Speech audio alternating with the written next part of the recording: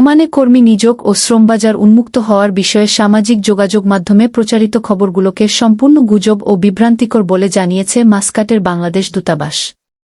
সম্প্রতি এ বিষয়ে একটি সতর্কতামূলক বিজ্ঞপ্তি জারি করে প্রবাসপ্রত্যাশী ও সাধারণ জনগণকে প্রতারণা থেকে দূরে থাকার আহ্বান জানানো হয়েছে। দূতাবাসের বিজ্ঞপ্তিতে বলা হয়, সম্প্রতি ওমানি এগ্রিকালচারাল অ্যাসোসিয়েশনের একটি নোটিশকে কেন্দ্র করে একটি কুচক্রি মহল ফেসবুকে ও অন্যান্য মাধ্যমে প্রচারণা চালাচ্ছে যে ওমানের শ্রমবাজার পুনরায় খুলে গেছে, ব্যাপক হারে ভিসা চালু হয়েছে কিংবা ফ্রি ভিসা দেওয়া হচ্ছে। মূলত এই প্রচারণা সম্পূর্ণ ভিত্তিহীন।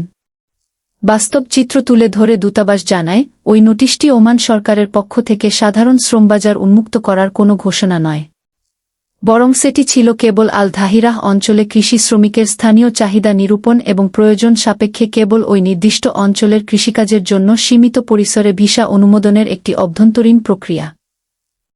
এর বাইরে সার্বিকভাবে কর্মী নিয়োগ বা নতুন কোনো ভিসা ইস্যু করার সরকারি কোনো সিদ্ধান্ত ওমান সরকার নেয়নি। বর্তমানের ওমানাইজেশন নীতি ও শ্রমবাজার পুনর্বিন্যাস কৌশলের অংশ হিসেবে বিদেশি কর্মী নিয়োগের উপর দেশটির আগের নিষেধাজ্ঞা বহাল রয়েছে। প্রবাসীদের প্রতি বিশেষ সতর্কবার্তা। সামাজিক যোগাযোগ মাধ্যমে প্রচারিত এ ধরনের বিভ্রান্তিকর কথায় কান না দিয়ে আর্থিক লেনদেন থেকে বিরত থাকার অনুরোধ জানানো হয়েছে।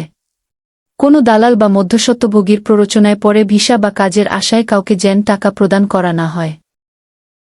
ওমানের কর্মসংস্থান ও ভিসা সংক্রান্ত যেকোনো আপডেট তথ্যের জন্য কেবল বাংলাদেশ দূতাবাস, মাস্কাট, প্রবাসী কল্যাণ ও বৈদেশিক কর্মসংস্থান মন্ত্রণালয় এবং বিএমইটি BMET এর আনুষ্ঠানিক বিজ্ঞরণের উপর আস্থা রাখতে বলা হয়েছে।